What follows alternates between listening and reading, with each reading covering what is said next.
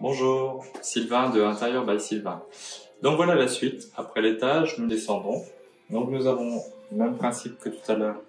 Petite lampe base en aspect marbre. Mais on peut aussi faire un thème un peu plus baroque, comme ce magnifique lustre, un peu décalé. Ça revient beaucoup à la mode. Mais après, il faut juste un seul article, hein, pas trop. Donc, ça rend très très bien dans un intérieur. La lampe sur pied que vous avez un peu plus loin là-bas. Bon, très sobre, hein. Ça peut aller dans beaucoup d'endroits. Ici, nous avons revisité un petit peu la Grèce et les différents pays. Donc c'est une vraie pierre en fait, qui a été retravaillée par un artiste français et qui a créé cette lampe avec cet abat-jour qui est fait sur mesure.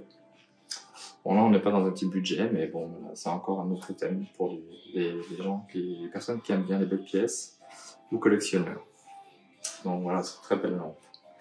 Alors, ici, on retrouve à nouveau le thème de la liseuse avec la lampe, mais en version lampadaire.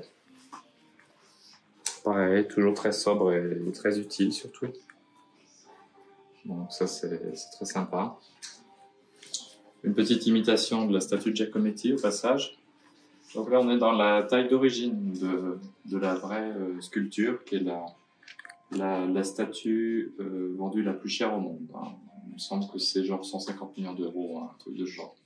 Voilà, donc pour les amateurs, bien sûr c'est une imitation, il y a des petites nuances, parce qu'on n'a pas le droit de refaire la même chose, mais ça peut être intéressant pour les collectionneurs et les amateurs de ce genre de belles pièces. Nous avons ici un petit peu de dorure, très léger mais toujours avec un thème un peu floral, en velours. Là-bas c'est une lampe de chez Catella Italia. Ça donne un effet un peu papillon que l'on voit. Et après, nous allons passer à une très belle lampe d'ambiance de Sarah Lavoine.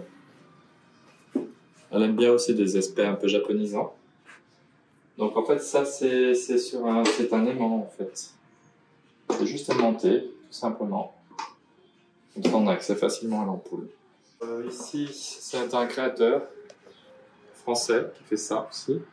Et le dessin qui est à l'intérieur, c'est du tissu qui représente les plumes de paon. Mais bien sûr, on peut choisir ce qu'on veut. Ça peut être n'importe quelle couleur, dans n'importe quelle finition, mais toujours sur un esprit un peu tissé.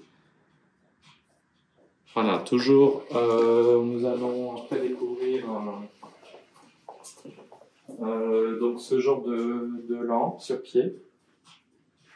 Alors bon, c'est dommage, on est en plein jour, on se rend pas compte de l'ambiance, mais le soir, c'est d'ailleurs pour ça qu'on l'a mis en vitrine. Ça donne une ambiance très très jolie. La petite noire, sur pied aussi. Encore un autre esprit. Sarah Lavoine, mais c'est pas des lampes Sarah Lavoine. Ça, c'est un créateur espagnol qui fait ça. Ça se fait en grande taille ou en taille plus petite aussi. Très très chic. Et là, toujours un peu dans l'esprit de Thierry Vidé, en métal martelé, mais voilà, ça c'est une pièce unique, c'est pas une création comme Thierry Vidé. Et à l'intérieur, c'est un tube en LED, donc voilà, ça consomme très très peu. Mais là, il n'y a qu'une seule couleur. Ce sont des yeux. C'est articulé en fait, ça peut se monter, se bouger à gauche, à droite, se lever sur pied. Ça donne une lumière d'ambiance qui est très très jolie le soir. Ici, nous avons une très belle lampe de Sarah Lavoine. Alors ça, c'est la version grande pour le salon. Et il y en a même en plus petite qui est spéciale pour les salles à manger. Donc Sarah Lavoine, toujours une base de noir, très chic, très sobre. Et puis les couleurs Sarah Lavoine, après vous avez du bleu et du blanc principalement. Après, on retrouve très facilement sur le site, il y a toute la collection. Et encore ça c'est l'une des dernières qu'elle a sortie, Sarah Lavoine. Un peu aussi inspiration Tokyo. Qu'on met en ambiance, et aussi la même que là-bas, mais sur une base de verre sur le bas de l'abat-jour. Voilà, un peu esprit Charleston. Bon, là, c'est pas les bonnes ampoules, à un moment on met des ampoules moins fortes, plus d'ambiance, mais voilà, encore un autre genre, donc il n'y a vraiment pas de limite, il n'y a que l'imaginaire qui peut nous bloquer, mais si on a de l'imagination, on peut vraiment avec des lumières faire des ambiances magnifiques. En bois, bois flotté. Donc voilà, très joli aussi, qui va bien aussi dans des chalets aussi au niveau ambiance. Et après nous avons cette lampe-là, cette suspension. On a fait un extérieur noir, un intérieur naturel.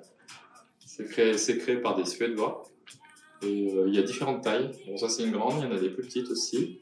Il y a aussi des appliques. Pareil, les appliques qui sont là, ce sont des grandes tailles, il y a les mêmes plus petites. Et là, vous avez un créateur qui revisite un peu les années 30. C'est du vrai verre, avec du LED à l'intérieur. Et pareil, le soir, ça rend très très bien, très chic. Et une dernière lampe de Thierry Videt, ce qu'on appelle spirale. Voilà. Et c'est fourni avec une télécommande. Et on peut monter, baisser l'intensité de la lumière. Voilà, très sobre, très chic et voilà, très très belle création.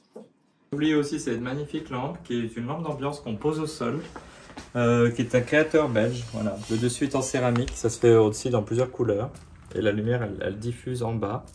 Donc c'est assez original d'avoir ce genre d'ambiance dans une pièce. Bon, c'est pas un petit budget, mais voilà, on peut se faire plaisir quand c'est quelques pièces comme ça. Ce que je vous ai montré là, c'est ne serait-ce que 1% de ce qui existe réellement. Après le reste, on est sur catalogue, et après on vous conseille, et voilà, on a vraiment beaucoup de choses. Et on fait toujours des ambiances qui correspondent à ce que les gens aiment chez eux, ou leur sensibilité, voilà.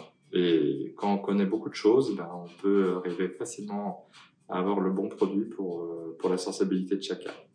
Voilà, j'espère que ça vous a plu. Un petit like si ça vous dit. Au plaisir. À bientôt.